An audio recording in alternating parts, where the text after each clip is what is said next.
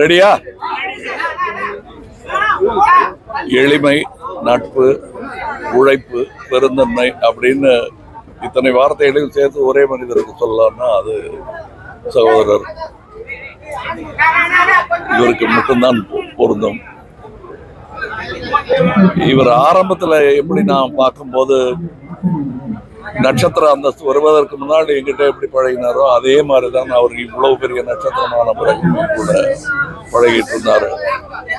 இவர்கிட்ட எனக்கு பிடிச்சது என்னன்னா, இவர்கிட்ட எந்த அளவு பணிவு இருக்கோ அந்த அளவு நியாயமான கோபமும் வரும். அந்த கோபத்தின் ரசிகன் நான். அதனால்தான் அவர் மக்கள் பணிக்கே வந்தார்னு நான் நம்புறேன். இப்படிப்பட்ட நேர்மையாளர்களை இழந்திருப்பது ஒருவித தனிமை தான் என்ன மாதிரி ஆட்களுக்கு.